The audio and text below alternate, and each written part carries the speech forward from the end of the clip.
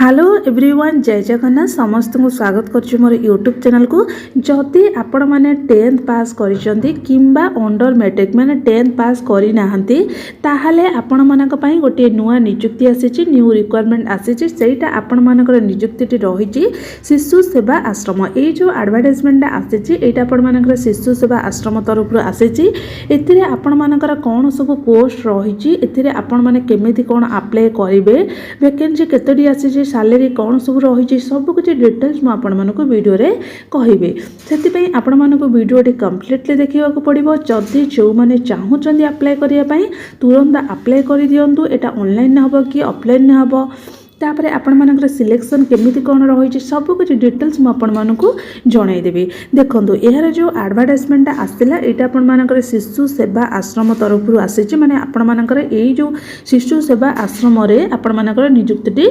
रहिबो ए जो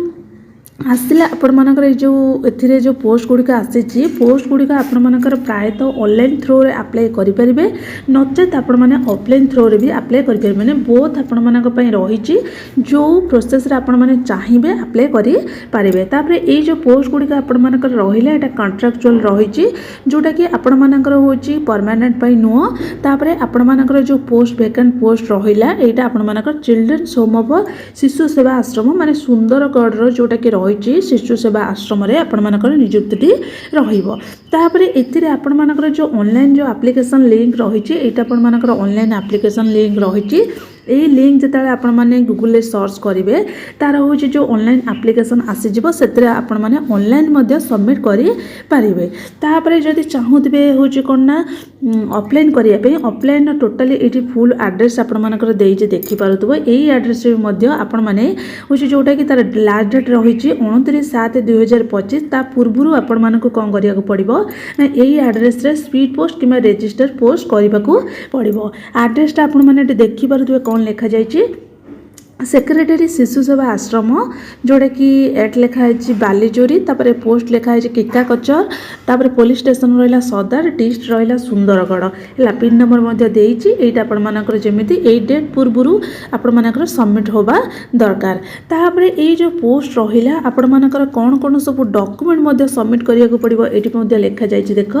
जोटा कि आपण मानकर रहा हूँ गोटे हार्ड कॉपी एप्लिकेशन फॉर्म नचेत आपण मानकर जो बायोडाटा रही एजुकेशन क्वालिफिकेशन सर्टिफिकेट ता सहित आपण मानकर मार्कशीट यही सब आपण मानकर होची कोन ना डॉक्यूमेंट गुड़िक दरकार तापर आपण मानकर कौन कौन पोस्ट आसे एठी मु आपण मानक पोस्ट पूरा डिटेल्स रे कहि दउची देखंतु जोटा कि नेम ऑफ द पोस्ट रही पैरामेडिकल स्टाफ रही हाउस फादर रही कुक रही हेल्पर जोटा कि कम रही नाइट वॉचमैन तापर रही हाउसकीपर एतिके आपण मानकर पोस्ट आसे तापाई मध्ये आपण मानकर जोटा कि डिफरेंट टाइप रो क्वालिफिकेशन रही एज लिमिट मध्ये रही आउ वैकेंसी आपण मानकर केतटी आसी तापर आपण मानकर सैलरी केते रही ये पूरा डिटेल्स रे लिखा जाइए प्रथम तो आपण मानकर जो रही पैरामेडिकल स्टाफ रही पोस्ट रही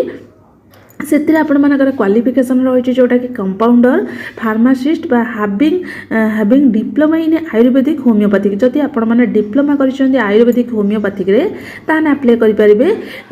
एटी लिखा है आपण मानकर यूनानी from institution recognised by the government of India माने आपण मानकर जेमिति गवर्नमेंट ऑफ इंडिया इंस्टीट्यूशन ने आपण माने करितबा दरकार तापरे आपण मानकर रहिला हाउस फादर रे आपण मानकर रही आर्ट्स और साइंस ग्रेजुएट माने आपण मानकर ग्रेजुएशन कंप्लीट कर दरकार आर्ट्स हो कि साइंस हो तापर रही कुक रही आपण माने अंडर मैट्रिक माने 8 to 10 भितर आपण माने पढ़ी दिबा दरकार तापर नेक्स्ट रहिला हेल्पर कम नाइट वॉचमैन सेति पई मध्ये अंडर मैट्रिक दरकार हाउसकीपर पई मध्ये अंडर मैट्रिक दरकार जो माने अंडर मैट्रिक माने आपण माने 10th पास करि नांती से माने कोन करि परिबे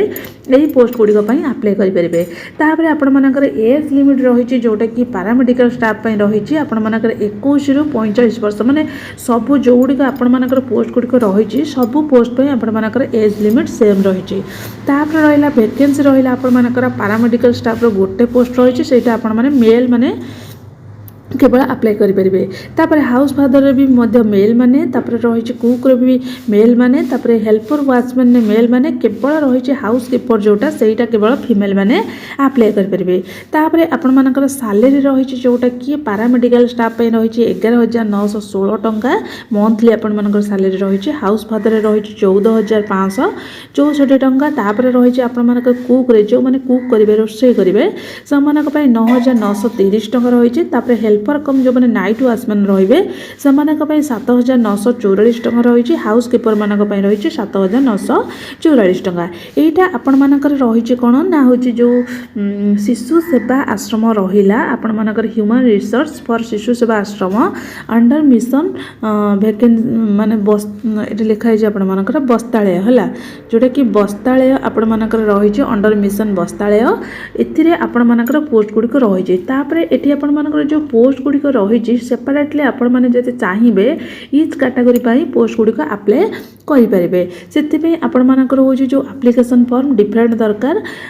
युड़िक आपण मैंने आप्लाय करेंगे। तापर आउ थे मुझे कहीदे देखूँ पूरा डिटेल्स ये आपण मानकर पोस्ट गुड़िक कौन कौन सब रही। तापर आपण मानकर एजुकेशन क्वालिफिकेशन सैलरी केते रहिला सेगुड़िक कहली आ कौन कौन सब डॉक्यूमेंट आपण मानकर दरकार से कहली। आपण मानकर जमी कॉपी रहिला आपण मानकर hard copy application form biodata education qualification आपण मानकर एजुकेशन क्वालिफिकेशन कौन रही तार सर्टिफिकेट देबे मार्कशीट देबे। जदि ऑनलाइन अप्लाई करने चाहूँगी यही लिंक रे आपण माने अप्लाई करेंगे। जदि ऑफलाइन करुँगी यही एड्रेस रे आपण माने स्पीड पोस्ट कि रजिस्टर्ड पोस्ट करेंगे। यहाँ आपण मानकर सुंदरगढ़ रे पोस्ट रही शिशु सेवा आश्रम रे आपण मानकर नियुक्ति रहिबो। जो मैंने अप्लाई करने चाहूँगी तुरंत अप्लाई कर दिंतु। यार लास्ट डेट रही जोटा कि 29/7/2025 ता पूर्व आपण मानकर